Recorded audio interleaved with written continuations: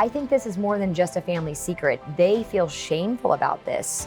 Why was he being celebrated and I was a secret? It's not the actual adoption that is the issue, it's the way that it's been handled. It's always about meeting the child where they're at. The really main differences between the two, in my mind, is the intention. Today we are here to talk to you a little bit about the differences between adoption and surrogacy. I'm actually an adopted person. I'm also an egg donor, a mother via IVF, and I've been a surrogate.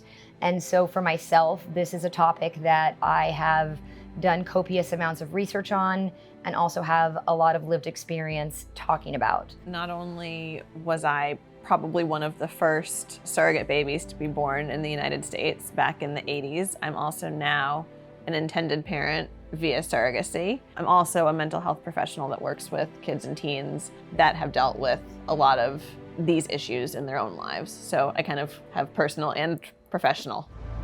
The main purpose of surrogacy is that you have a group of people that are willingly coming together to create an outcome of a child. There is no one that is losing something. There is nothing that is being taken. There is nothing. Everyone's gaining. That's right. Everyone is gaining, albeit something different. Everyone is gaining something. And everyone is coming to the table because they want to. They are wanting to be a surrogate. They are wanting to be an intended parent. They are wanting to be an egg donor.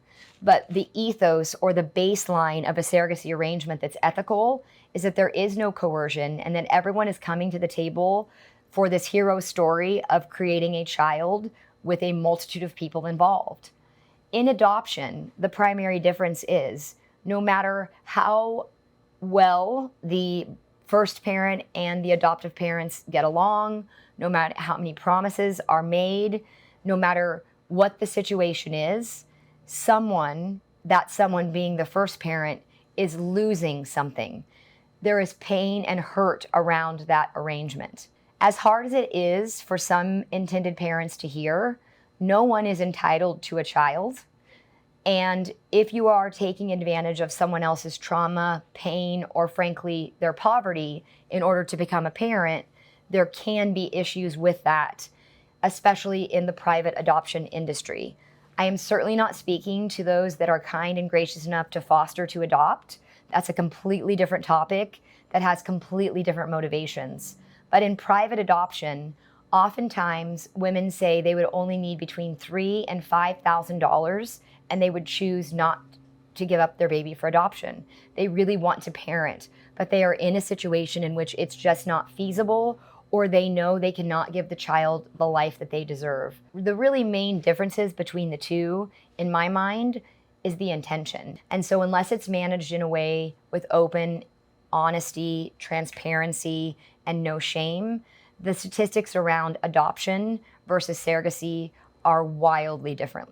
I also think I would be a dishonest person if we didn't at least recognize that surrogacy does come with financial stability, and socioeconomic class is the underpinning of almost every study that is done around societal outcomes. And so it can't be ignored that the happiness quotient and success rates for children born via surrogacy are high because the baseline is starting higher because you have more of a financial privilege. It's inevitable.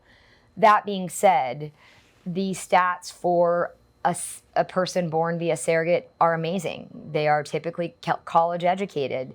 They are happy. They don't suffer from depression and anxiety nearly as frequently as their peer counterparts.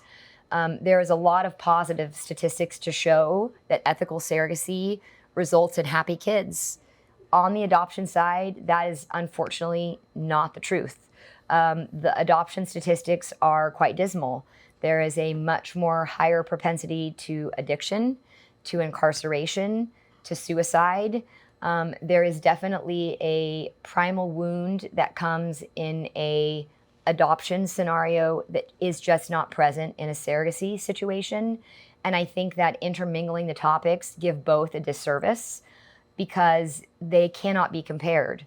The very reason and rationale that you're attempting them are wildly different, and the outcomes are therefore going to be wildly different. We have established the differences between these two things, but it also goes down to how each is handled. Adoption doesn't always have to be painful, and surrogacy also isn't always happy, because if you do not do the right things by being open and honest and transparent and really celebrating the story of how your child came to be, that can become attached to shame. So from my experience, I'm working with kids that, they're coming to me with depression, they're coming to me with anxiety, with eating disorders, with PTSD. And most of the time, it may happen in kids that have been adopted, but it's not the actual adoption that is the issue. It's the way that it's been handled or dealt with, or the secrecy or not dealt with. Exactly. Sort of they were just removed from one family and plopped into another, and no communication or no understanding or no explanation for any of the people involved. And I think really the support maybe even primarily needs to come for the adoptive parents and the birth mother or birth parent, genetic parents, first and foremost, because they're the ones that set the stage for the adjustment of the child. And I think that the kids that struggle more with adoption are the ones that don't have answers to their questions, where if they had questions, the parents weren't open to discussing it, or they didn't know the answer to the questions. And I am the example of that. I was shut down and said I couldn't ask questions. And so, what better way to make your whole life feel like it's shameful than to not even be able to ask those basic kind of questions? Right. And the kids that I see that do really well that have been adopted are the ones who know their medical history, have access to asking whatever questions they want. Maybe the adoptive parents are open to facilitating a relationship at some point when it's age appropriate for those kids. And those kids can go on and they can be very well adjusted and have great success in life, as long as they're given the tools and the information that they need. The other thing I think that, we have to speak about in regards to surrogacy and adoption is that some people obviously choose adoption because it is more cost effective in some circumstances. And so surrogacy is not in their price range. It's not something that they have access to. In those situations, I think people that choose to foster to adopt could be, taking on one of the most beautiful and needed kind of gaps that we have in our society. And I want to be really clear that when I talk about adoption, I'm not villainizing it. I'm not in any way saying that it's always a bad thing. I'm simply stating that if we ignore that someone is losing something, and that the child also has ramifications of that in combination with all these other things, we have to recognize that they are different and they have to be managed in a way that supports the child first and also allows all of the parents involved the necessary therapy that they need to make the right decisions for their child. Well, and I think it's so important when we talk about anything in a therapeutic sense, it's always about meeting the child where they're at. And so whether it's a child that was adopted or a child that was born via surrogacy, it's about, okay, does that kid have any feelings about this? And if they do, what do we do with those feelings? And how do we help them to navigate those feelings, good, bad, or indifferent? I am someone that didn't have the luxury of parents who were open and honest about my adoption story. I was told at a young age that I was adopted, and it was a family secret. And it was just something that we were not to speak about to anyone, including to our own family members, internally amongst one another. When my mother got pregnant with my younger brother, we had a shower and we told everyone and we celebrated. And that made it only feel more shameful for me. Why was he being celebrated and I was a secret? I didn't have the frontal lobe or the ability to process that at that age. But when I first started going to therapy, that was one of the very first things that I mentioned, because I remember that being like this point in my life when I realized, oh wait, I think this is more than just a family secret. It's not just that my parents don't want people to know about it. They feel shameful about this. They celebrated my little brother. I'm kind of like the hidden secret. Why are those two things so disconnected? And in those situations as a child, if you don't have therapy or someone on your side to talk to, it can really turn into destructive self-esteem and feelings of inadequacy that can really trigger and go on well into your teen years and adult life. And if you don't deal with them, they'll only get worse.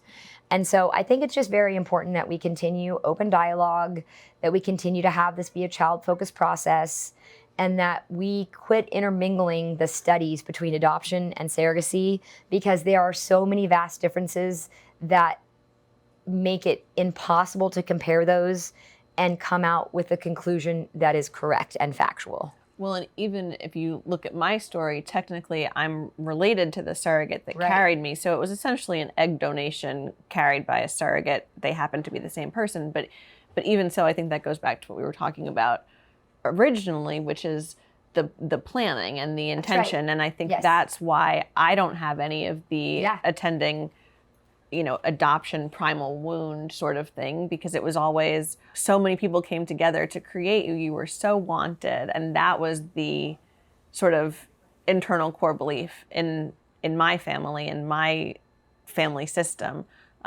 which is, potentially a different narrative from an adoption narrative. I hope we've given you a lot of really good information about adoption and surrogacy. These are not black and white topics. Obviously, some of these are our opinions. There's a lot of gray area in this third-party reproduction space.